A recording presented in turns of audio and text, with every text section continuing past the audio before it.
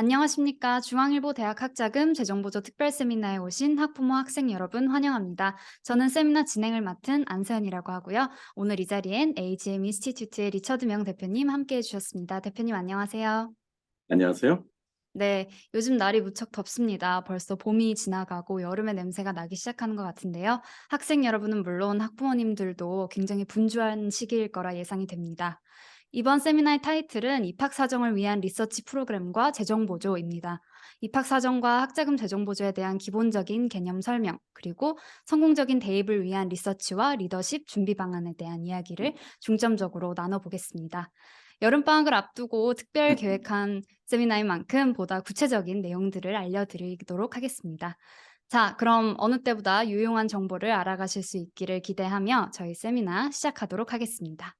자, 먼저 저희 세미나의 고정 1번 질문이죠. 항상 변동사항이 많은 학자금 재정 보조, 신청 방식, 그리고 평가 방식 등에 있어서 바뀐 내용은 무엇인지, 그리고 재정 보조 신청 시 반드시 알아야 하는 것들에 대해 소개해 주시길 바랍니다. 네, 좋은 질문입니다. 그 재정 보조라는 게 이렇게 1년에 한 번 신청을 해서 4년, 뭐 5년 이렇게 계속 가는 게 아니라 매년 수입과 자산의 변동 사항이 있잖아요.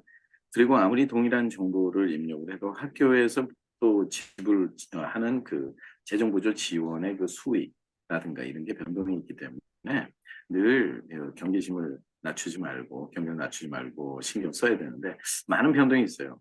최근에 요즘 그 대학에서 이제 일반 입학 사정의 결과들이 많이 발표되고 있습니다. 이제 결과가 발표된다는 거는 미리 이제 신청해 놓은 데이터를 가지고 하는 거지만 지금 가장 중요한 이제 우리가 대학 입시를 진행하고 있는 그런 자녀분이 있다면 이제 나온 대학에서 재정보도 나온 것들이 얼마나 제대로 잘 나왔느냐 아니면 편파적으로 잘못 나오냐. 대학은 항상 재정 보조가 그 에버리지로 우리가 따지기 때문에 그런 문제가 있고 또 하나는 이제 올 가을에 또 대학을 진학하는 학생들이 재정 보조에 대한 준비를 어떻게 해야 되느냐. 근데 또 재정 보조에 대한 준비를 아무리 잘했다고 해도 대학 자체 내에서 학생은 어떻게 선호하는 학생으로 우리가 평가를 할지에 따라서도 장학금의 수위도 달라지기도 하고 재정 보조에 편차가 생긴 법입니다. 그렇기 때문에 지금 그 내년도 또 재정 보조 준비를 위해서도 연방 정부에서 예산이 많이 부족해졌나 봐요. 왜냐하면 그 안에 바뀐 변동 수위라든가 그 자격 조건에 대한 평가 이런 항목들이 많이 겉으로 보기에는 많이 주는 것 같으면서 실질적으로는 더 긴축이 된 이런 상황이기 때문에 그런 상황에서는 이제 사립대학과 같은 데는 이제 직접적인 타격을 입게 되죠. 왜냐하면 등록금이 굉장히 많은 부담이 될 수가 있는데 대학 자체 내에 기금을 더 많이 지원해야 된다는 그런 의미도 있고 두 번째는 이제 그 대학 자체에서 평가하는 게 좀 더 자세해졌다. 왜냐하면 합법적으로 자기들의 예산을 조절을 하려면 평가하는 그 범위를 좀 더 많이 넓혔을 거 아니냐. 이런 기본적인 우리가 추측과 가정을 가지고 이제 입증해 나가는 방법으로 이해를 하시면 훨씬 좋을 것 같아요. 그래서 좀 아까 질문하셨던 이제 학자금 재정 보조와 아울러서 우리가 이제 스페셜 리서치 프로그램 같은 게 왜 지금 어드미션에 중요해졌고 그거로 인해서 대학에서 자녀를 평가하는 방식에 따라 학자금 또한 더 잘 주느냐 하는 좀 다른 각도에서 오늘은 좀 어프로치를 하는 게 굉장히 유익하리라 봅니다. 그래서 기본적으로 그 대학 진학에 따른 학자금 재정부의 변동사항을 이제 우리가 얘기를 하려면 이제 오늘 제가 좀 슬라이드 한 뭐 몇 개를 가지고 제가 한번 보여드리도록 하겠는데 한번 같이 공유 한번 해보시겠습니다. 여기 우리가 이제 보시면 이 이제 이 슬라이드에서 기본적으로 이 여기 보면 Updates in College Profile Building and College Financial Aid라고 나와 있죠. 그 업데이트에 중점적으로 이번에 포커스를 갖겠습니다.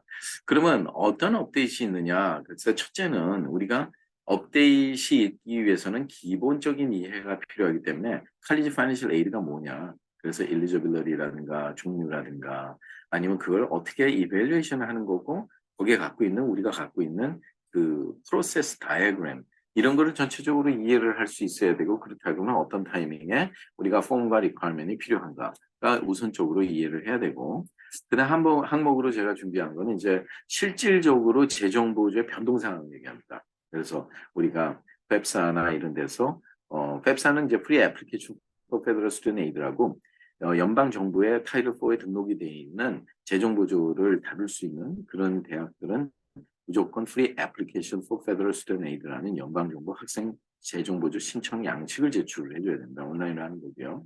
거기서 쓰는 용어 정의가 뭐 나름대로는 바뀌었다 그러지만 사실은 저는 옛날 용어가 더 좋을 것 같은데 SAI라는 단어도 바뀌었고 거기에 대한 기본 설명을 제가 해드릴 거고요.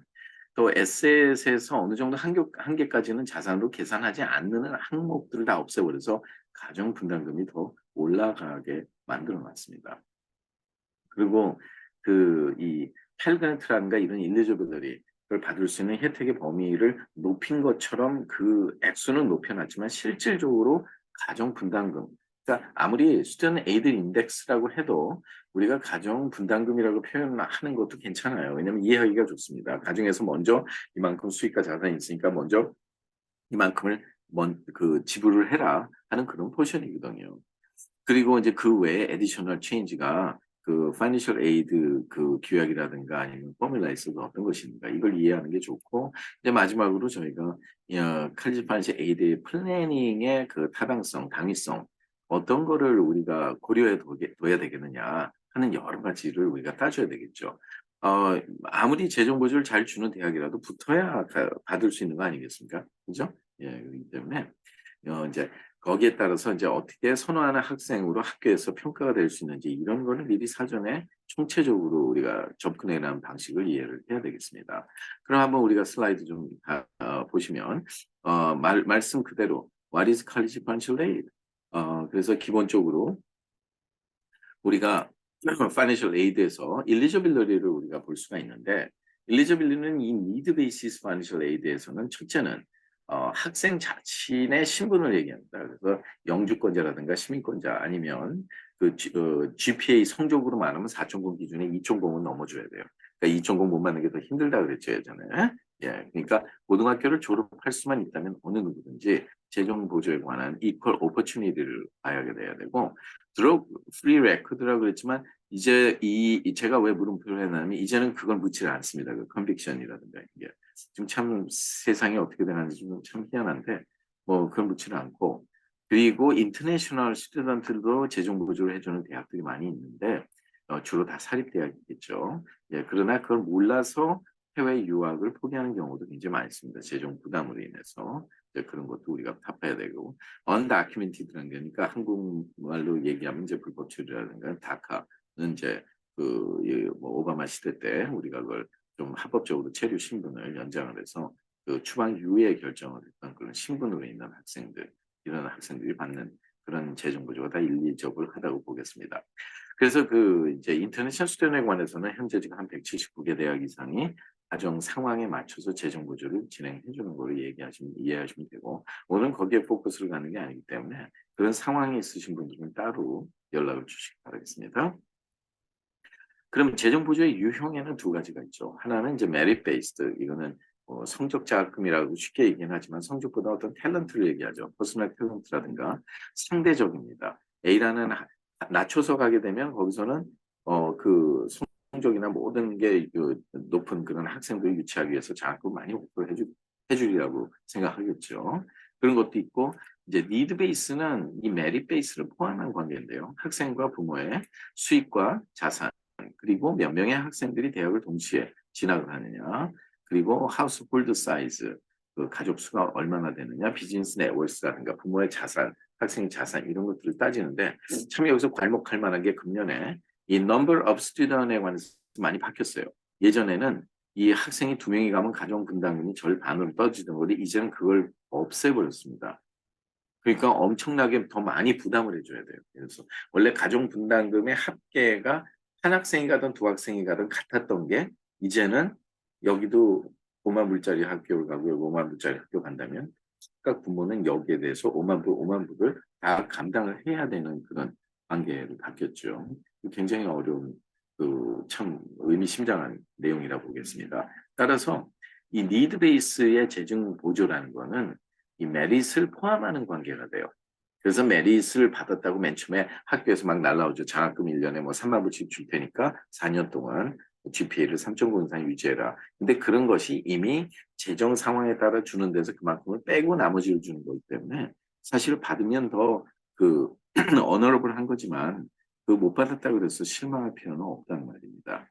이 다음으로 이제 중요한 것이 뭐였냐면 총 들어가는 비용, 우리가 이른바 말하는 코스트 오브 어텐던스라고 있어요. 총 들어가는 비용이라는 게 등록금, 룸앤보드, 기숙사비, 북코스트, 책값, 트랜스포테이션, 교통비, 각종 피라든가 퍼스널 익스펜스 용돈을 우리가 얘기를 하고 있는데 그 참 괄목하는 게 이 코스트 오브 어텐던스의 개념이 우리가 새로 나온 공식에 있어서는 이런 퍼스널 익스펜스에 어떤 제한을 뒀습니다.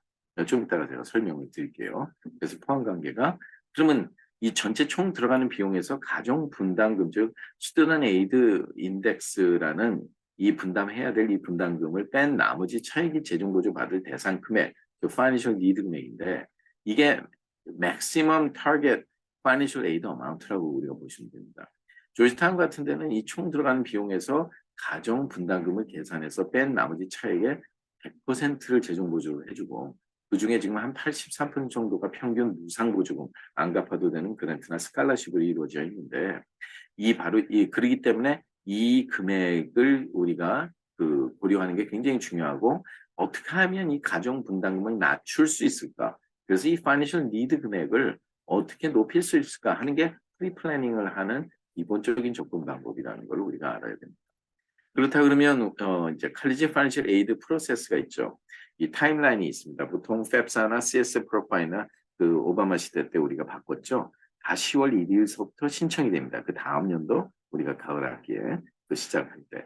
그래서 거기에 대해서 기본적으로 신청을 하면 인컴 텍스가 이제 가장 문제였었어요. 그 해에 우리가 다음 해 가는데 그 다음 해에 그 전년도 거의 세금 보고가 타이밍이 안 맞으니까 대학을 등록하는 해보다 2년 전에 수입을 가지고 하면서 기본적으로 재정보조 신청을 할 수 있도록 일단 해놨습니다. 그렇기 때문에 기본적으로 이제 텍스 파일링 때문에 어떤 커다란 문제가 되는 부분도 많이 없앴고 그리고 이제 재정보조 내역이 2월 중순서부터 조기 전형, 얼리 디시전, 얼리 액션으로 조기 전형 합격한 학생들에 한해서 이제 기본적으로 나오죠. 그때는 이제 베리피케이션 데이터니 뭐니 학교에서 원하는 모든 걸 다 제출을 해줘야지만이 오퍼가 나오는데 그게 대략 2월 중순서부터 나올 수가 있습니다. 근데 파이낸셜 에이드에는 메릿 베이스의 스칼라십도 들어가 있기 때문에 전체적인 데이터가 안 나와도 스칼라십을 오퍼해주면서 예를 들어서 그런 파이낸셜 에이드 패키지가 오퍼가 나올 수가 있기 때문에 그때부터 바로 어필 작업을 우리가 준비해야 됩니다. 그러면 파이낸셜 펩사 애플리케이션을 이제 일반적인 그러니까 펩사 애플리케이션은 왜 중요하냐면 이게 free application for federal student aid 여기 보면 연방법이 저축이 됩니다. federal 이게 굉장히 중요한 얘기예요. 그리고 연방 보조금이라는 게 대부분 이제 학생 융자금, subsidized stipend라든가 unsubsidized stipend이라든가 아니면 이제 학교에 융자금 말고 펠 그랜트가 굉장히 우리가 대단히 볼 수가 있는데 보통 펠 그랜트가 그렇게 많지는 않습니다. 작년만 해도 한 6,495불에서 가정 분담을 뺀 나머지 차익만 받게 되는 거니까 어느 정도 인컴이 올라가게 되면 펠 그랜트는 거의 해당 사항이 없다고 생각하시면 됩니다. 그 외에 이 펩사의 인포메이션 자체가 그 학교 코드를 내가 입력하는 10개를 한꺼번에 입력할 수 있기 때문에 입력하는 그 대학들이 다 다운로드를 받는다. 그 다운로드 받는 거를 스튜던트 에이드 리포트를 하는데 그 내용을 통해서 주정부, 그 학교가 어느 주에 따라서 주정부의 보조금을 받는 거지만 일반적으로 사립대학과는 달리 주립대학은 주정부의 보조를 하는 게 기본적으로 해당하는 거주민에 한해서 우리가 보조가 되는 거기 때문에 비거주자는 그렇게 혜택을 많이 못 받는다고 볼 수가 있어요. 그러면 이제 이 CSS 프로파일의 애플리케이션, 이 CSS 프로파일은 왜 요구냐면 이게 칼리지 스칼러십 서비스 프로파일의 약자인데요. 이 CSS 프로파일은 이제 재정 보조를 많이 학교 포션이 많은 학교들이 대부분입니다. 예를 들어서 그 그랜트라고 그러죠. 장려금이라고. 스쿨 인다먼 펀드가 많이 축적이 돼 있어서 졸업생들이 많이 성공을 했기 때문에 많은 도네이션 뭐 이런 걸 통해서 그 재정 보조 기금이라고 우리가 표현할 수가 있는데 그런 대학들이 재정 보조를 주는 데 있어서 거의 60-70% 이상이 다 자기 자체 내의 기금으로 무상 보조금을 해주는 경우에 도대체 연방정부 애플리케이션, 펩사가 요번에 퀘셔너가 더 많이 줄었어요. 마약 기록이라든가 뭐 예를 들어서 아니면 그 징집 대상자, 그러니까 전쟁이 났을 때 징집 대상자 등록, 이게 셀렉티브 서비스인데 이런 질문들이 다 없어져 버렸어요. 그래서 한 열 몇 개 문항이 줄어드는, 그러니까 오히려 더 질문 내용이 굉장히 적고 과정을 다 파악을 할 수가 없어요. 왜냐하면 펩사에서 바라는 거는 연방정부, 주정부 보조금만 계산하면 되기 때문에 살때에서는 그것만 갖고는 알 수가 없다. 좀 더 자세한 정보를 제출해달라 그래서 칼리지 보드를 통해서 CSS 프로파일을 요구하는 겁니다. 이 CSS 프로파일의 그 질문수는 점점 요즘에 늘어나는 그런 추세예요. 많이 그러니까 뭐 비즈니스를 하시는 분들은 360문항 이상 되니까 그냥 일반적으로 기본적으로 2-3시간 이상 걸린다고 생각하시면 돼요. 예. 근데 펩사와 달리 CSS 프로파일은 한번 예를 들어서 제출하면 정정하기가 굉장히 힘듭니다.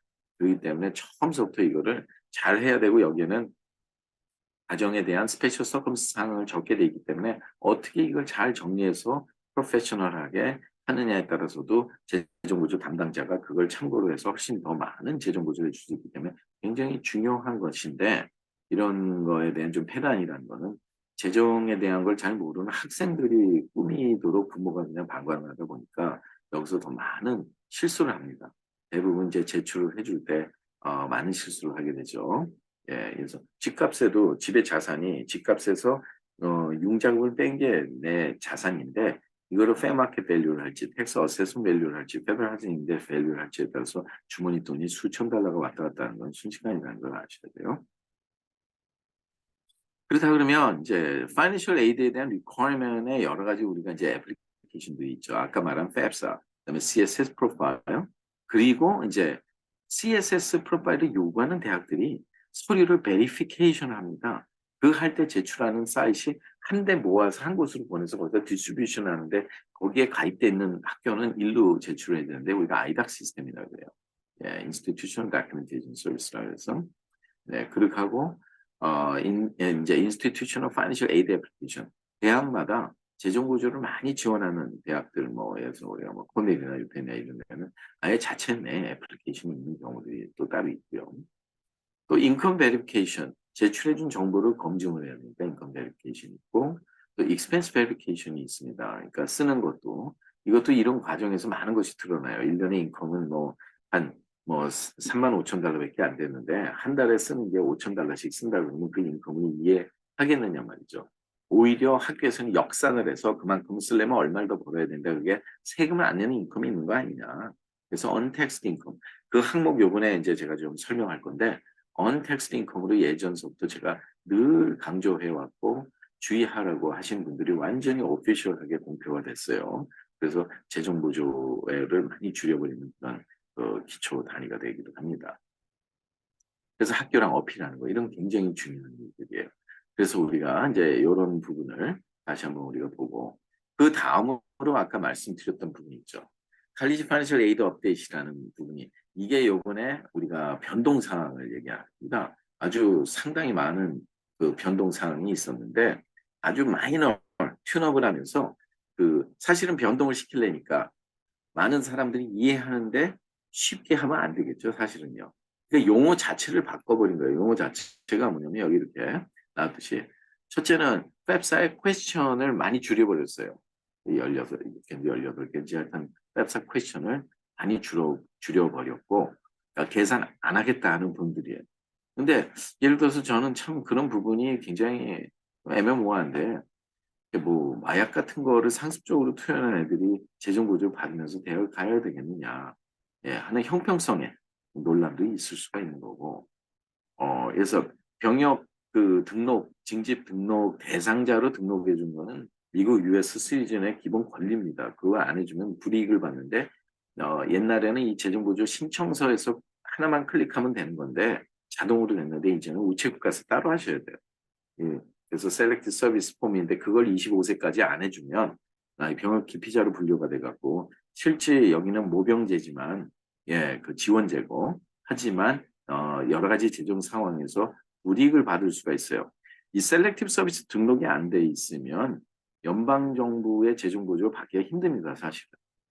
그러니까 이걸 빠뜨림으로써 실질적으로 자기가 우체국에서 등록을 안 해주면 불이익을 받을 수 있게 일부러 이런 함정들을 더 많이 파놨다고 예상이 되는 문제이죠.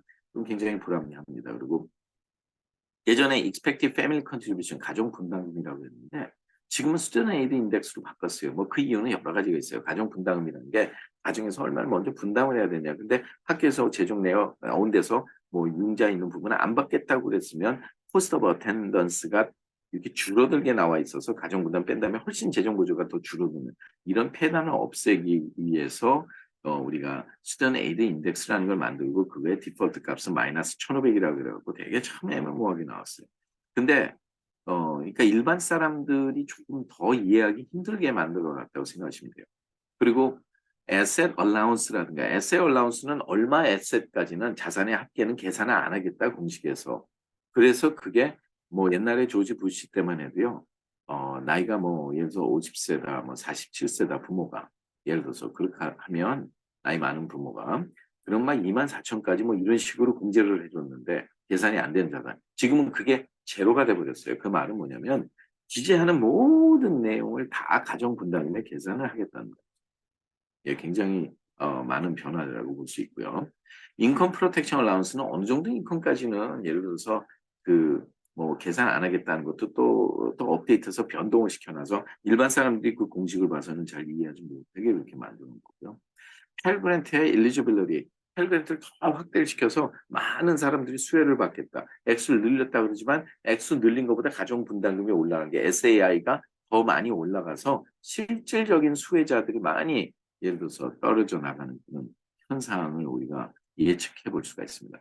그 외에 파이낸셜 에이드 포뮬라에 대한 거는 코스트 오브 어텐던스의 정의, 총 들어가는 비용, 아까 뭐라 그랬죠? 수업료, 그다음 기숙사비, 책값, 각종 피나 트랜스포테이션이나 용돈까지도 포함하는데 그 용돈이나 이런 것도 컴퓨터 익스펜스도 그런 게 옛날에는 한 과목만 등록을 해도 그런 것들이 다 전체 총 비용으로 계산이 되는데 이제는 half time enrollment이 안 되면 그런 거를 없애버려서 가정 분담을 계산하는 총 대상 금액이 줄어들어서 가정 분담 빼더라도 대상 금액이 적어지게 만들어 놓은 거예요. 그래서 이거 굉장히 중요한 내용이고요. 트랜스포테이션 익스펜스라든가 라이센스 서티피케이션 익스펜스가 옛날에는 안 들어갔는데 그러니까 트랜스포테이션이라는 게 뭐 그 내가 학교로 왔다 갔다 하는데 도심 지역이라서 기숙사가 부족해요. 그래서 내가 바깥에 있는데 아파트에 산다 여러 가지 했을 때 왕복하는 비용이라든가 이런 것까지도 지금 그런 것들은 얼마 되지는 않습니다만 뭐 1년에 얼마 되겠어요. 돈 정도나. 근데 그런 거를 총 비용에 예를 들어서 익스펜스로 포함을 해서 계산을 할 수 있도록 해놓은 게 좀 변화된 거고요. 그리고 이제 지금 6번 항목이 굉장히 임팩트가 클 거로 예상이 된다. 왜냐하면 그 리타이먼트 플랜에 개인적으로 하는 게 있어요. 연방정부 세금 보고가 1040이라는 템폴이라는 폼이 있는데 거기에 우리가 스케줄 1 같은 데 나오는 IRA라든가 뭐 라프 IRA 공제는 안 되더라도 텍스 트랜스크립에 떼어서 보내면 그거 다 보이거든요. 그런 것들을 다 계산할 수 있게 해놨어요. 그런 거를 세금 안 낸 돈 아니냐. 나중에 당신이 퓨처 리타이먼을 해서 쓸 거지만 세금 혜택도 받았고 아니면 나중에 받을 것이고 그리고 은퇴연금도 싸면서 그걸 하지도 못한 사람이랑 똑같이 받을 거냐. 그러니까 형평성에 문제가 있다 그래갖고 그런 부분들을 언택스드 인컴으로 다 포함을 해서 계산을 하긴 하고요. 텍스 이그젬 인트레스트 같은 거는 이제 어느 주정부든지 뮤니시퍼 번드라는 게 있어요. 이제 주정부 채권이죠. 다리 교량 이런 걸 도리 유지 보수 이런 걸 위해서 발행을 해주는데 5% 이상 안 줘요. 컬러블 번드라서 5%가 넘어가면 다시 회수를 하는데 그런 데서 나오는 이자는 주정부에서 발행한 채권이기 때문에 연방세가 없어요. 연방세금 보고가 제일 높죠. 보통 20에서 37% 사이 정도인데 그게 없고 그런 그 내가 뭐 버지니아주에 살면서 뭐 메릴랜드 주거를 했다 그러면 주정부세도 안 내고 카운티 텍스도 안 내거든요. 그러니까 연방세, 주정부세, 카운티 트리플 텍스 프리라고 그래요 우리가. 이런 municipal bond에 나오는 tax exempt interest income도 이제는 untaxed income으로 해서 가정분담을 더 많이 올려주는. 아까 taxed income이랑 untaxed income 있는데 인컴이 인컴인데 세금을 안 내는 건 그만큼 혜택 받은 만큼을 더 가정분담을 올려서 재정보조 대상 금액을 줄이겠다는 말입니다. 그래서 더 취약해졌고 한 가지 아주 괄목하는 게 foreign income 있죠. 예를 들어 US에서는 옛날에 인컴 텍스에서 이제 우리가 이기잼이 되죠. 예를 들어서 엄마랑 아이가 뭐 조지아 아틀란타에 이제 살고 있는데 영주권자예요. 아버지는 한국인이야. 근데 모든 인컴이 해외에서 나와요. 그러니까 근데 그게 미국의 아버지가 뭐 영주권이나 소셜본을 받아서 같이 세금 보고를 할 때 전체 총 한국에서 오는 그로스 인컴에서 미국에서 세금에서 혜택을 받는 부분들이 있어요. 뭐 조인트리라고 뭐 10만 뭐 600이나 뭐 이런 어떤 인컴까지는 계산하는데 그걸 뺀 어드저스트 그로스 인컴에 대해서 세금을 내니까 이 AGI 어드저스트 그로스 인컴이 적어서 펠그랜트는 받을 수 있었는데 이제는 그 공제하는 10만 불이 넘는 그 달러를 언택스트 인컴으로 만약 그걸 계산을 하겠다는 거예요. 그걸 계산하게 되면 재정보조 물 건너가는 사람들이 굉장히 많이 있죠. 그래서 그런 경우에는 미국에다가 그렇게 하는 것보다 한국 있는 세금 보고 한 거를 그냥 거기서 세금 보고를 해서 미국의 세금 보고를 안 하고 거기서 아예 나온 거로 예를 들어서 어드저스 크로스 인컴을 따로 번역을 해서 신청하는 게 훨씬 유리할 거라는 그런 겁니다. 그러니까 이 학부모들이 그런 상황에 있는 사람들이 그 실질적으로 이런 혜택을 알고서 실제로 진행하기가 굉장히 어려워졌다는 점이에요. 그렇다고 일반 전문가들도 경험이 없으면 참 힘들어지는 이런 상황을 많이 접하게 되는 아마 혼선이 많이 빚어질 것 같습니다. 그리고 이제 우리가 이제 이 세 번째는 importance of college financial aid planning. 이거는 굉장히 중요하죠. 데드라인이라든가 플래닝이라든가 또 admission rate change 이런 것들이 되게 중요한데 지금부터 요 말씀드리는 요 세 가지가 아마 오늘 그 세미나의 가장 중점적인 포커스가 되는 부분이라고 생각하시면 되겠어요. 왜 그러냐면 자, 이 어드미션 프로세스, 파이낸셜 에이드, 그 입학 사정과 재정 보조에 서로 상관관계가 있느냐. 그러니까 많은 학부모님들이 잘못 알고 계시는 게 있어요. 재정 보조 신청을 하면 입학 사정이 불리하다. 이거 새빨간 거짓말이에요. 특히 뭐 한국에는 뭐 유학원이나 이런 데는 아예 재정 보조 안 하겠다고 표시해 갖고 진짜 안 줍니다. 예. 1년 동안은 최소한. 예. 그래서 이제 이 부분에 관해서 제가 클리어하게 해드릴게요. 이 니드 블라인드 정책이라는 건 뭐냐면 재정 부재 신청 유무나 재정이 많이 필요하거나 없다는 어떤 그런 문제들이 그 입학 사정에 전혀 영향을 주지 않아야 된다는 거예요. 그래서 재정 부재 신청서를 내면 그거를 다운로드를 받았을 때 웹사이트 다 XXXX 그래서 학교에서 해당 자녀를 입학 사정에서 합격하기로 했다 결정하기 전까지는 그 내용을 볼 수가 없어요. 어떤 것만 볼 수 있냐면 이 학생이 재정보조 신청서가 나간 학교 코드만 볼 수 있어요. 그래서 그 코드를 가지고 일부러 학교끼리 경쟁 관계를 유발할 수 있죠. 그 말 되게 중요한 거예요. 선호하는 학생으로 만들어버리면 되죠. 얘가 우리 학교에 꼭 등록해주면 좋겠는데 얘가 여기도 넣었네. 여기도 지원을 했네. 근데 거기는 우리보다 많이 주는데요. 그러면 장학금 꺼내서 오퍼를 해줘야지만이 우리 학교에 등록할 거 아니겠습니까? 그죠? 예. 그렇게 해서 기본적으로 그 칼리지 그리고 이제 칼리지 어드미션 레이스 체인지 이거는 뭐냐면 밀레니어 베이비 부머 제너레이션들 때문에 입학 사정에 있어서 보통 한 학교당 한 3, 40%씩 입학 사정의 합격률이 떨어졌다고 생각하시면 돼요. 예, 그것도 보여드릴 거고 실지 데이터로요. 그다음에 애플리케이션이 우리가 입학 사정에 있어서 입학 사정관이 뭘 보고 아이를 뽑죠? 애플리케이션 보고 뽑는 건데 많은 분들이 헛다리 짚고 있어요. 그러니까 애플리케이션을 정확하게 이해를 해야지 우리 아이가 뭐가 빠졌다. 어떤 게 더 부족하구나. 어떤 걸 보강해야 되구나. 이걸 알 텐데 그런 거는 전혀 신경 안 쓰고 여러 돌아다니면서 귀동냥하다가 그냥 부모님들이 입방아에 오피니언 때문에 나중에 준비 하나도 못하고 나중에 그렇게 되시는 분들이 있거든요. 그래서 되게 그거 되게 중요합니다. 그리고 퀘스트 브릿지를 그렇게 요즘에 지금 막 마감했잖아요. 그죠? 그거 되게 뭐 하루 이틀 전에 그 마감했는데 좋고 나쁜 점이 있는데 그 점에 대해서 좀 클리어하게 짚어드릴게요. 왜냐면 많은 분들이 선호를 하지만 정확하게 알고 해야 될 겁니다. 오히려 그걸로 인해서 자녀가 합격률이 더 떨어질 수도 있다는 걸 아셔야 돼요. 예. 그래서 첫째, 이제 입학 사정 요소에 있어서 서로 상관관계, 어떻게 영향을 주며 어떤 어드밴티지를 우리가 얻을 수 있는가 하는 겁니다. 첫째는 인플루언스는 뭐냐면 이 재정 보조가 파이낸셜 에이드 어드미션에 영향을 미치냐? 아까 니드 블라인드 팔러시라고 그랬죠. 그래서 영향을 미치지 않죠.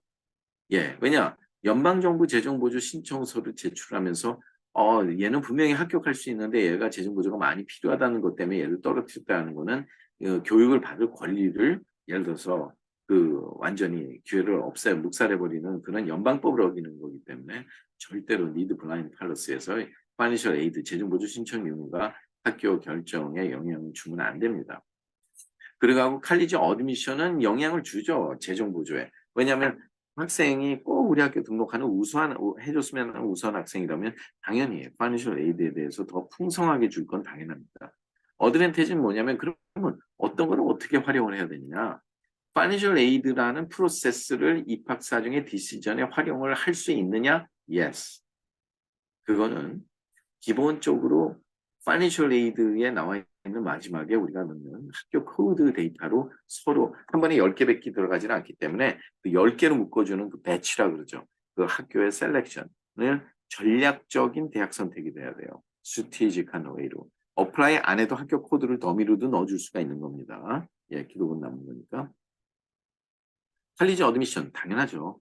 어드미션에서 합격률을 더 높일 수 있다면 재정 보조가 잘 나오는 건 당연한 겁니다.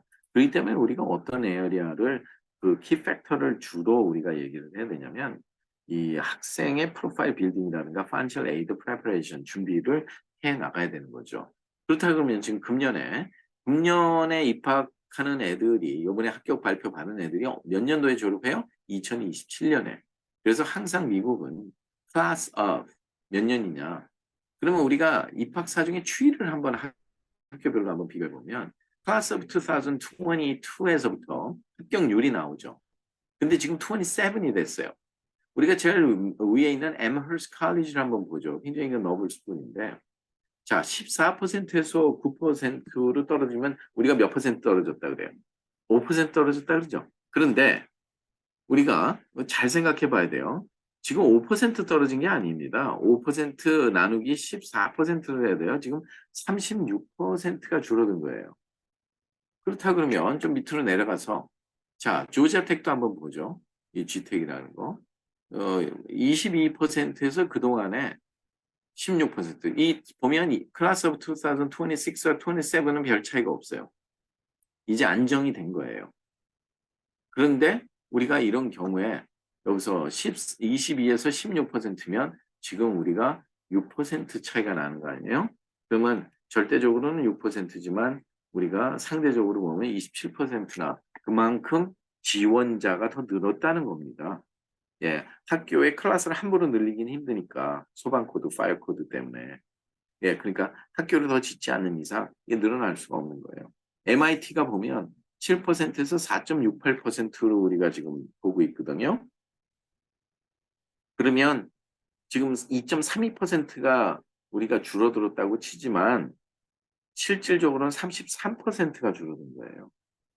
그런데 이렇게 치열하게 경쟁하는 애들은 정말 애플리케이션의 그 0. 몇 퍼센트 차이로도 붙고 떨어지고 하는 그런 차이가 있기 때문에 우리가 굉장히 치열해졌다고 우리가 볼 수가 있겠습니다. 예, 이런 거를 참조를 하시면 좋겠어요. 근데 이거는 우리가 이제 카피라이트 갖고 있습니다. 예를 들어서 어디도 이렇게 정리를 해놓지는 않았어요. 예, 그러니까 저희가 이건 저희 나름대로 다 조사를 해서 저희가 취합한 오피셜 데이터입니다. 그럼 이제 우리가 아까 말한 그 퀘스트 브릿지 한번 우리가 보죠. 퀘스트 브릿지 보면 퀘스트 브릿지는 예를 들어서 이제 일리저빌러리가 있어요. 일리저빌러리는 이제 우리가 여기 나와 있는 대로 US 시리즌이나 퍼머넌 레지던 그리고 인터내셔널 스튜던트 가능해요. 그 대신에 미국에서 공부를 하고 있어야 돼요. 해외에 있는 인터내셔널 스튜던트는 해당 사항이 없고 US 시리즌이나 퍼머넌트 레지던일지라도 해외에 있다 그러면 또 가능은 해요. 예, 그런 또 혜택들이 있습니다. 예. 그리고 그 다음으로 우리가 Academy Achievement 우리가 볼 수가 있겠죠. Academy Achievement이라는 거는 이제 A가 Most of Challenging Course에서 Preliminary A's 있는 그 원래이면 더 좋겠고요. 그리고 Top 5 to 10% Graduating 클래스가 있고 75% of 이제 College Bound Student이 대부분 거기 지원한 학생들이 보통 1260 이상, 그리고 ACT는 26점 이상이다. 75%에 들어간다는 거고요. 예. Evidence of strong writing ability, intellectual spark 이런 것도 되게 중요한 거예요. 그래서 에세이가 굉장히 중요합니다. 마치 칼리지 뭐 애플리케이션 에세이 같아요. 예. 여러 개가 있는데. Financial criteria는 household income이 일단은 6만 5천 불 미만이어야 되겠죠. 4인 가족을 기준으로 했을 때. 그리고 아주 그러니까 미니멀 에셋이고 또 하나는 이제 뭐냐면 그 non custodial 만약 세퍼레이션을 했어요 부부가 근데 엄마가 아이들을 데리고 있고 non custodial parent이 아버지다 그럼 거기에 인컴에서까지 다 지출해주고 household circumstances 이런 거 다 해줘야 돼요. 그러면 거기서 우리가 봤을 때 이제 personal circumstance가 있어요. 그건 뭐냐면 부모의 교육 수준 이것도 봅니다. 교육 수준이 높을수록 오히려 재정 보조 여기 합격할 확률이 떨어져요. 예, 예, 그러니까 교육 수준이 낮다는 거는 어떻게 참 갸륵하다, 기특하네. 부모는 대학도 안 갔는데 어떻게 너는 가려고 하느냐 하는 여러 가지 평가 점수가 있겠죠. 그 외에도 뭐 others, 뭐 personal strengths in character나 motivation to succeed 이런 것도 되게 중요합니다. 그래서 여기도 보면 본인들이 한 발런티어워크라든가 뭐 어치먼 레코드라든가 얼마나 사회에 영향을 줄 수 있는 그런 아이의 스트렝스가 있다든가 뭐 이런 것들이 좀 다 뒷받침이 돼야 되는 건데 누구나 다 이 퀘스트 브릿지를 어플라이를 하는 경우가 되게 많습니다. 예, 그래서 이제 이런 경우에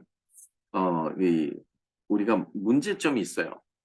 퀘스트 브릿지는 이제 퀘스트 브릿지 자체 내에서 재정을 판단을 해서 평가를 해갖고 학교에 알려줄 만한 시스템이 돼 있지가 않아요.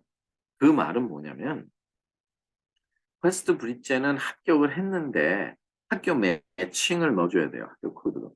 근데 그 학교에서 재정 상황을 분석을 해갖고 이 퀘스트 브릿지 학생을 받아줄 거냐 안 줄 거냐가 돼요. 그 말은 뭐냐면 여기에 해당되는 사항을 넘는 그런 자격 조건이 애매모호하거나 안 되는 그런 사람들이 자기의 재산이나 이런 자산의 인포메이션을 학교에 보냄으로써 일반 전형으로 했다 그러면 합격할 수도 있는데 오히려 니드 어웨어 정책이 돼버려요. 니드 어웨어가 돼서 오히려 재정 불합격이 되는 경우들이 많습니다. 실제로 그런 경우 많이 봤어요. 여기 합격은 했는데 근데 학교가 안 됐어요. 그러면 아무 의미가 없는 거죠. 예, 예. 그래서 이제 이런 관계로 해서 우리가 아까 물으셨던 그 대학 입학 사정과 재정부의 상관관계에 대한 거를 우리가 좀 정리를 좀 해볼 수 있다고 하겠습니다. 예. 네, 그러면 이제 많은 변동사항이 있었고 또 여러 상관관계에 대해서 이야기를 해주셨는데요. 이번 세미나의 좀 키워드죠. 입학 사정에 있어서 중요한 비중을 차지하는 리서치와 리더십 준비 방안. 그러니까 리서치와 리더십이 대입에 어떤 영향을 미치는지 좀 궁금한데요. 내용이 있을까요? 첫째, 그 첫 번째 스텝이 있습니다. 스텝은 뭐냐면 어드미션에 대한 프로세스를 이해를 해야지 왜 이게 그렇게 중요한지를 우리가 이해할 수 있겠죠. 그리고 두 번째 스텝은 이제 그렇다면 자녀의 프로파일 빌딩을 왜 해야 되느냐. 예. 그리고 세 번째는 그 빌딩을 통한 대학 선정을 어떻게 하느냐. 왜냐 자녀가 빌딩한 그런 프로파일을 더 많이 알아주고 자녀의 미래가 오픈이 될 수 있는 그런 대학들을 우리가 선정을 해야 되는 거죠. 그게 실질적으로 우리가 성공할 수 있는 기본적인 토대가 되는 겁니다. 그러면 칼리지 애플리케이션이 왜 중요하냐? 자, 2022년 통계를 보죠. 이미 고등학교 2만 7천 개 고등학교에서 400만 명 이상이 졸업을 해요. 예. 그 중에서 360만 명 정도가 공립학교고 한 40만 명 정도가 프라이빗 스쿨이에요. 그러면 2만 7천 개 고등학교에서 valedictorians가 나올 거예요. 그 말은 수석 졸업생들 1등이죠. 근데 수석이나 차석이나 별 차이가 없어요. 그죠? 예. 차석은 뭐 salutary dictorian이라고 그러나 그래요, 우리가. 그래서 그러니까 2위 하는 애들도 27,000명. 예, 그리고 SJ 프레지던트, 학생 회장이 27,000명, 학교의 스쿨 뉴스페이퍼 에디터가 또 27,000명. 이 학생들만 해도 예를 들어서 어마어마한데 거기에 또 SAT가 이렇게 안 해도 또 스코어가 1530 이상 나오는 한 5만 5천 명 이상 되죠.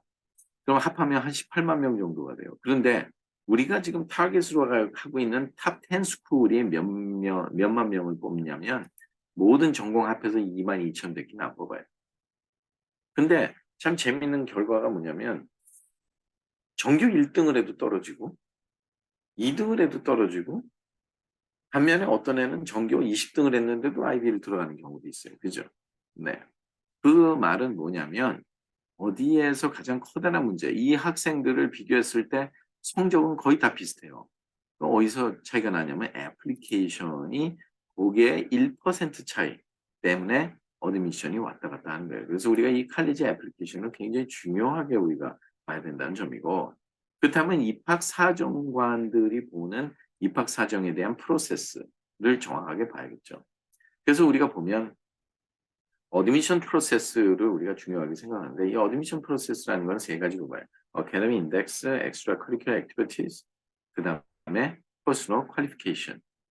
제가 이 부분에 관해서는 늘 강조하고 있는 거예요. 이 슬라이드에게 제가 좋아하는 건데 그렇다 그러면 이 칼리지 어드미션 입학 사정 요소를 퍼블릭 데이터로 뽑았을 때 이 17가지에 대한 입학 사정 요소가 애플리케이션에 들어가 있다는 거죠. 그러면 대학마다 이 중에서 어떤 걸 중요하게 생각하느냐는 거는 그 대학의 웹사이트에 들어가면 자기 나름대로의 필라소피들이 있습니다.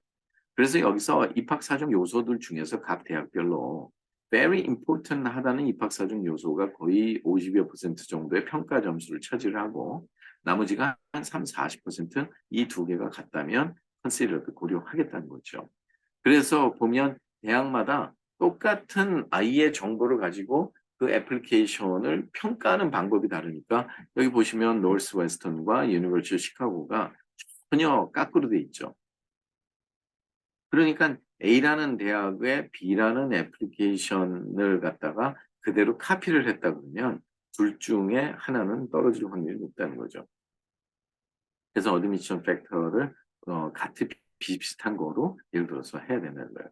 그럼 예를 들어서 여기 지금 코넬이나 유펜이나 거의 다 코넬 지원하면 유펜 지원하기 마련이고 그렇게 학생들이 대부분이 그렇게 하는데 같이 지원을 해도 동시에 두 개 대학을 합격하는 경우가 드문 이유가 평가하는 방식이 다르기 때문에 그렇습니다. 예. 그래서 이런 점도 우리가 참고하시면 좋겠고요. 그 제일 중요한 거 바로 텍소노미입니다.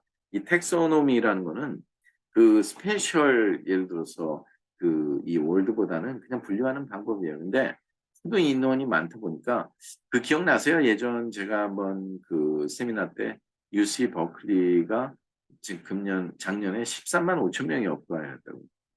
근데 입학사정관은 한 대학당 30명이 안 넘어요. 대량 그 선에서 아무리 커도.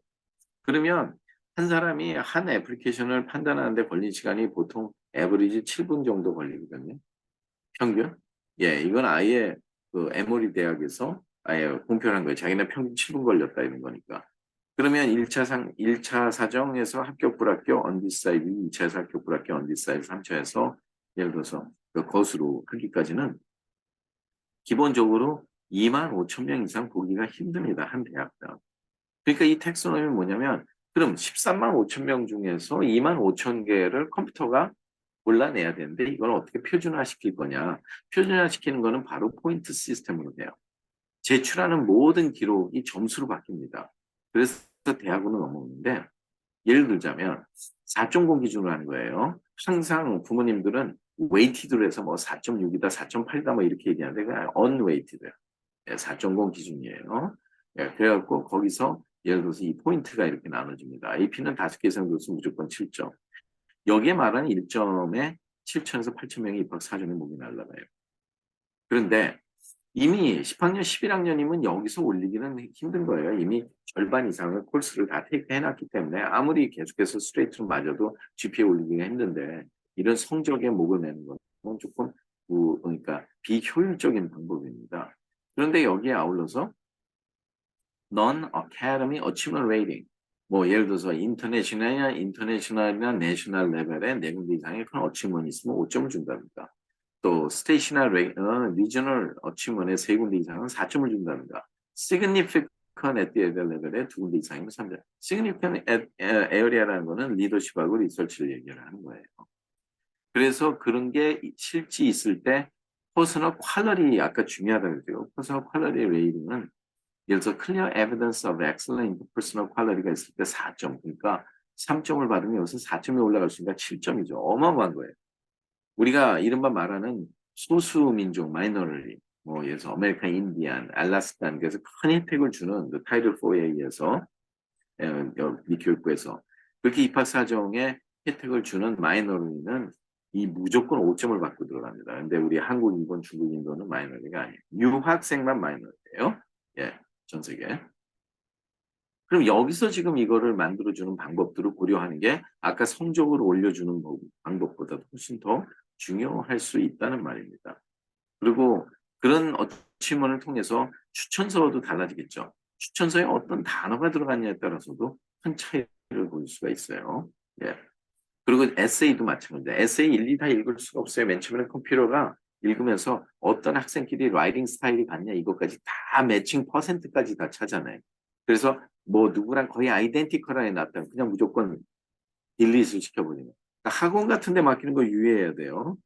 학원에서 그 학원이 나쁘다는 게 아닙니다. 멘토가 있는 건 굉장히 중요한 일이지만 한 사람이 6, 7명 정도 봐주는 건 좋은데 한 사람이 뭐 비즈니스를 하려면 20명, 30명을 막 할당을 해서 받으면 A라는 애가 잘 써온 거 있으면 조금 바꿔서 B라는 애로 비슷하게 만들어주고 막 이런 하다 보면 다 같이 잘못되는 거예요. 굉장히 중요하게 생각합니다. 그래서 미국은 그런 플레이저리즘 되게 중요하죠. 그런 걸 완전히 그냥 이 어카데미컬리 아주 선호하지 않으니까.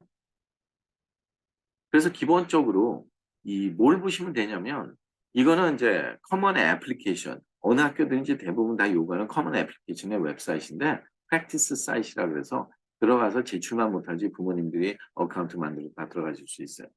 그럼 에듀케이션 섹션에 보면 우리가 어널스가 있는데 어널스에 왜 여기서 뭘 했는데 그 중에서 몇 학년 때 그리고 어떤 레벨에서 스쿨이냐, 스쿨 레벨이냐, 스테이시나 리저널이냐, 내셔널, 인터내셔널 왜 이걸 묻습니까? 왜냐? 점수를 바꿔주기 위한 거예요. 근데 요즘에는 호의로 하면 큰일 나요. 실제로 하면서 그거에 대한 앱스트랙이라든가 추천인들 이런 사람들을 슬라이딩 도어라는 하버드 같은 데 슬라이딩 도어가 있어요. 그러니까 그걸 따로 올리는 사이트를 만들어 놨어요. 그러니까 학교에서 SAT 점수를 참조 안 하겠다고 하면서 실제 그것만 갖고는 아이를 평가를 못 해요. 그래서 SAT를 제출을 안 해주면 장학금이고 뭐건 없어요. 그런 거는.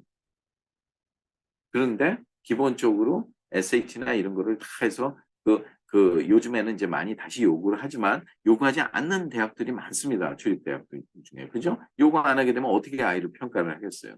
바로 이런 방식으로 평가를 한다는 겁니다. 그래서 거기에 대한 실질적인 예로서 제가 하나 보여드리겠어요. 이게 바로 조지아 텍의 언더그레이주에이트 애플리케이션 폼이에요.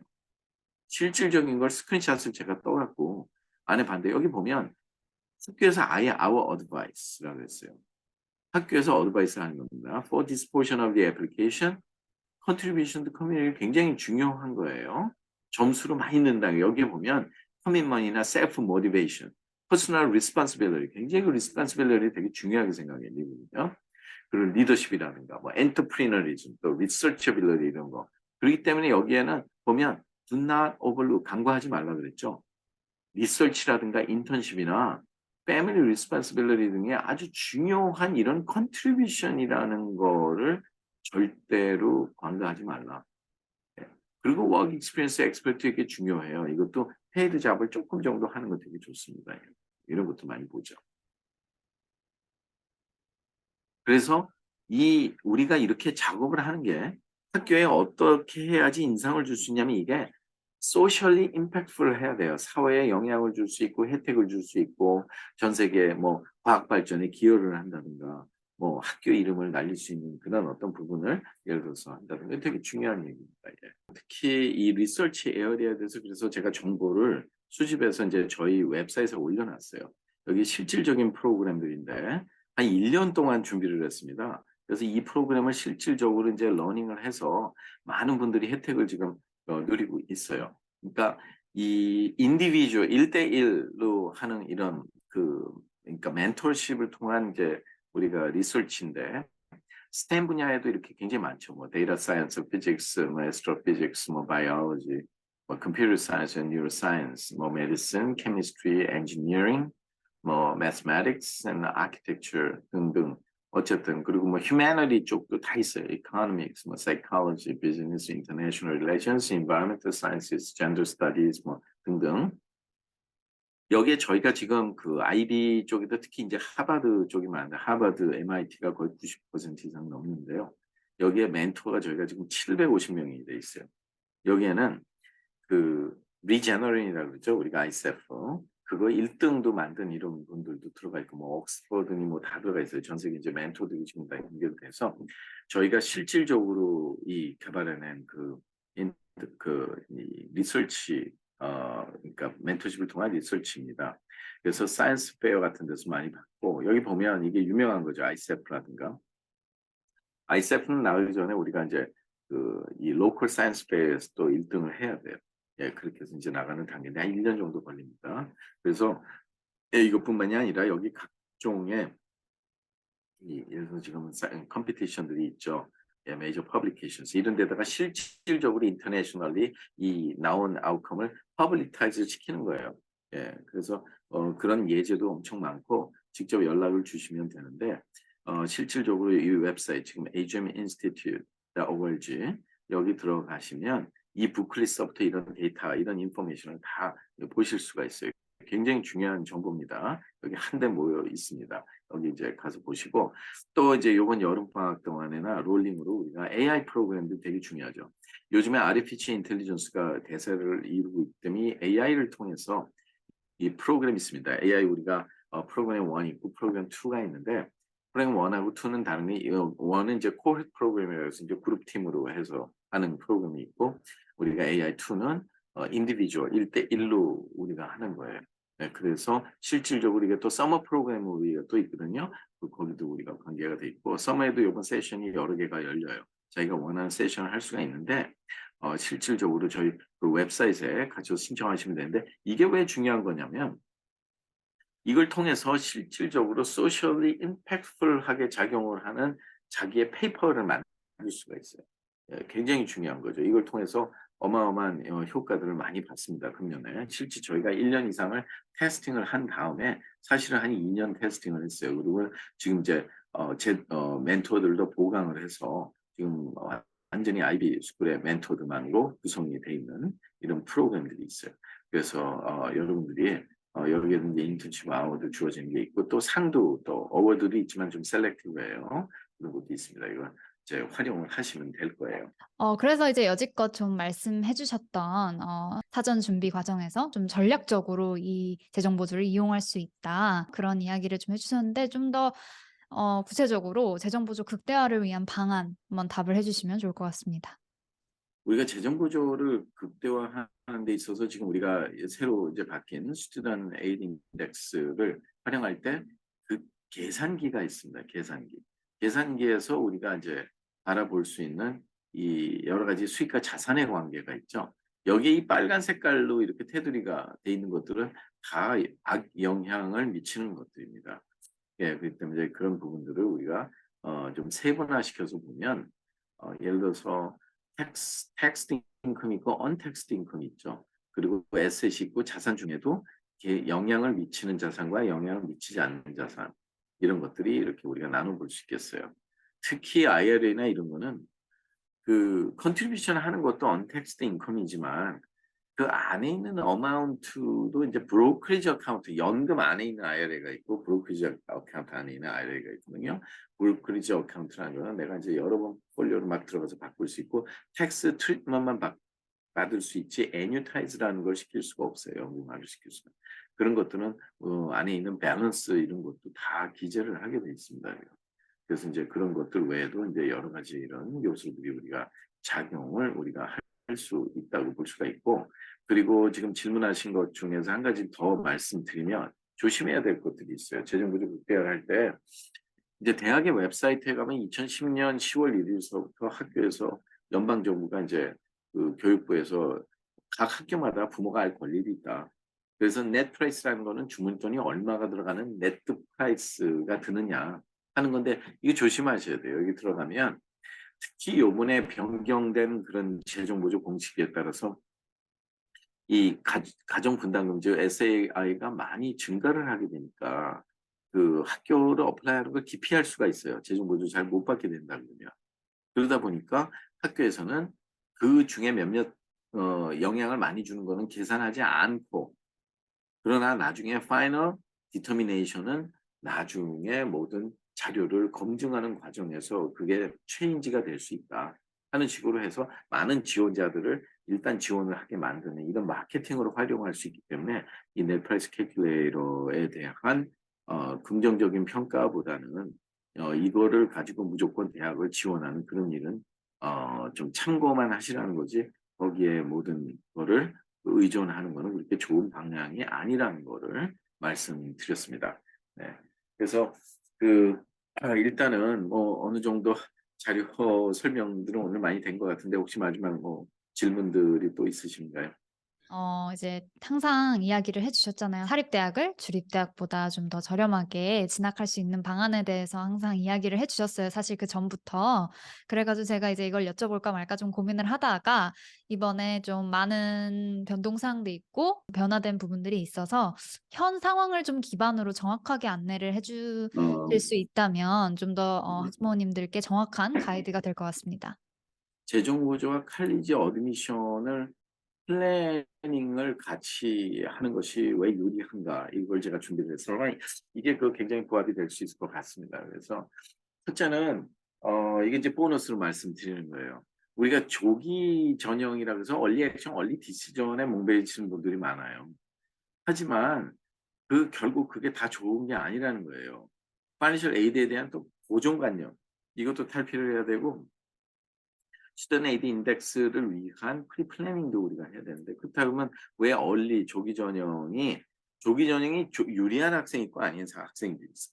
근데 주위에 보면 에브리바디 모두 다 여기에 우리가 목을 매는 것 같아요. 근데 첫째 얼리 디시전 있고 얼리 액션이 있죠. 얼리 디시전은 한번 되면 무조건 거기 가야 되는 거 얼리 액션은 가도 되고 안 가도 되는 어떤 결정 사항이 있지만 조기 전형이 12월 한 13일서부터 18일 사이에 발표가 된다는 사실입니다.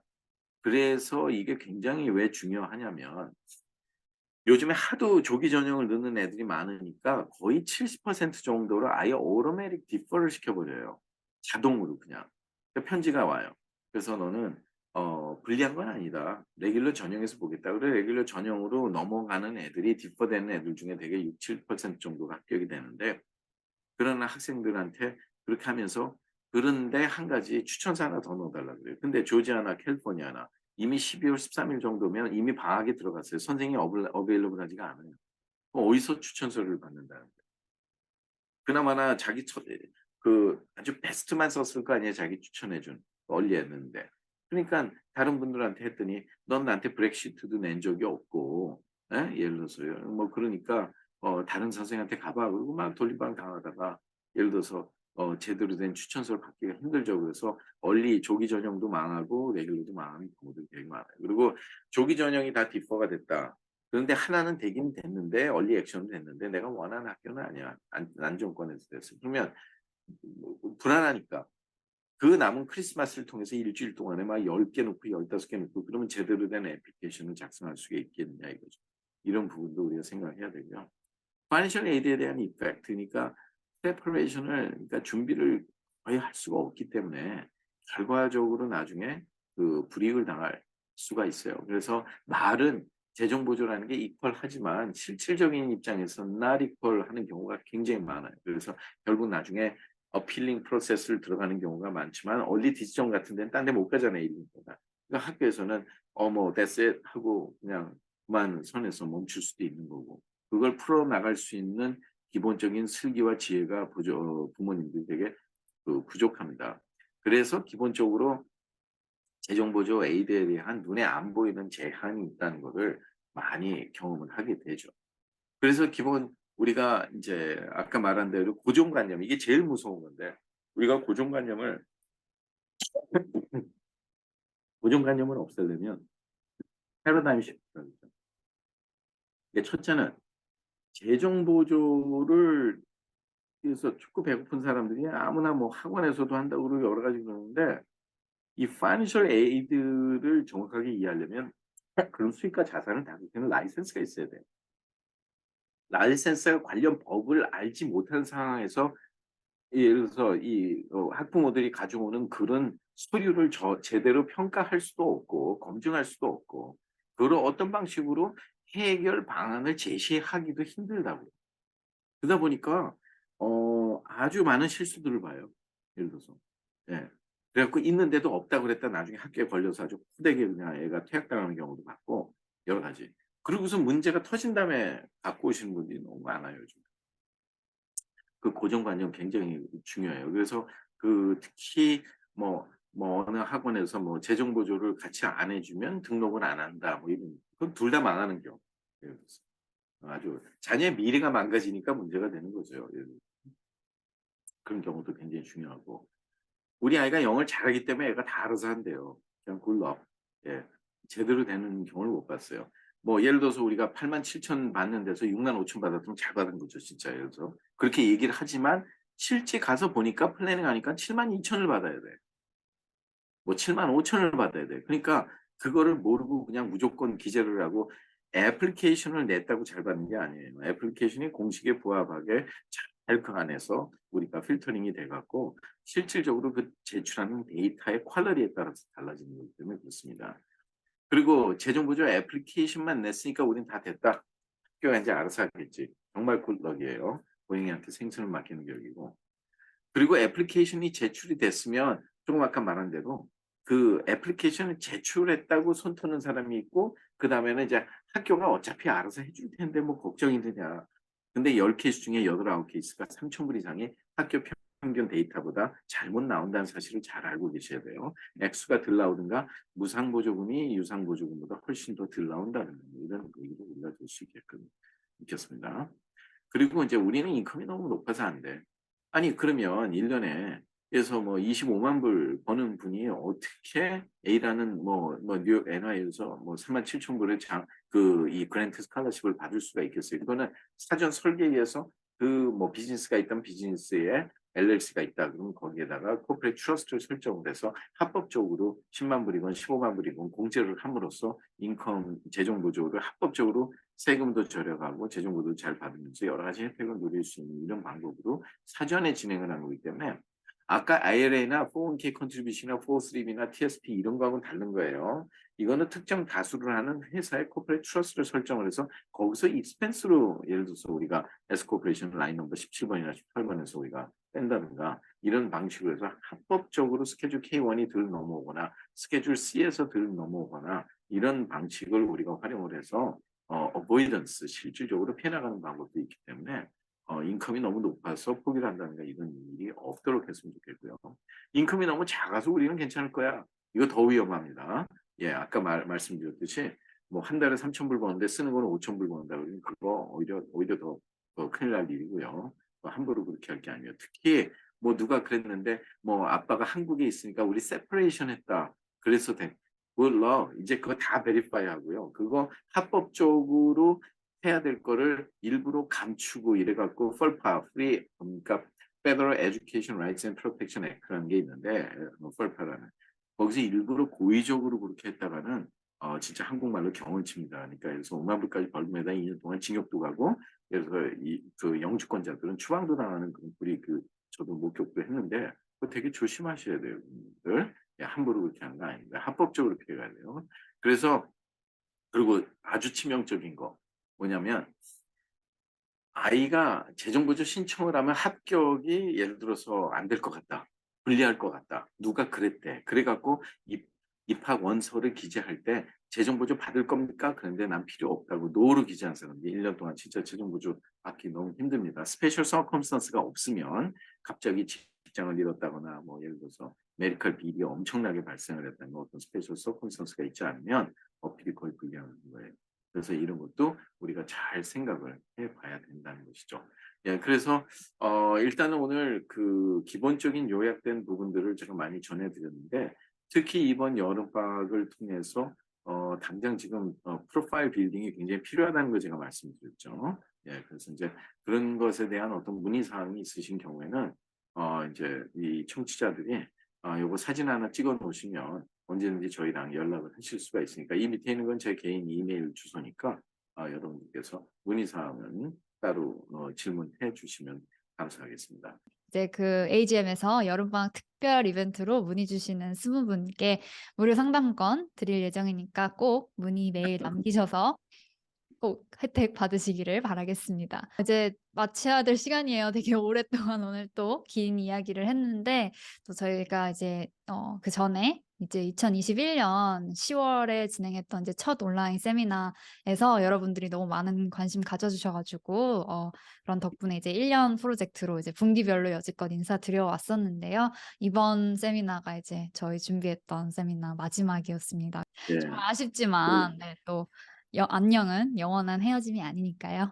네, 다시 만나기로 그럼요. 한 지금 약속이니까. 저희가 네. 예, 특히 그 리서치나 이런 분야로 지금 여러 가지 기획하고 있는 것들이 있기 때문에 네. 아마 뭐 얼마 안 가서 다시 컴백하실 것 같습니다. 네. 많은 분들이 또 필요로 하신다면 또 언제든 찾아뵈야겠죠. 그럼요. 네네. 네. 마지막 이번 정해 놓은 1년 세미나가 끝나기 전에 또 시청자분들께 좀 한마디 해 주실 내용이 있다면 남겨 주시면 글쎄요. 참 이렇게 변동하는 사회에서 좁은 문으로 들어가셔야 될 것 같습니다. 그래서 실천적인 고정관념의 탈피가 이 좁은 문으로 들어갈 수 있는 왕도가 된다는 사실. 예. 하나라도 소홀히 하지 마시고 이 실질적으로 검증된 방법, verifiable, opinion base가 아닌 verifiable한 검증된 방법, 실천적인 그 고정관념의 탈피는 자녀의 미래를 바꿀 수 있다고 생각합니다. 네. 딱 간결한 한마디였습니다.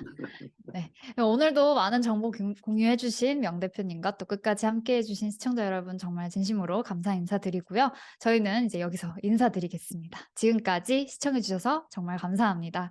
건강하세요.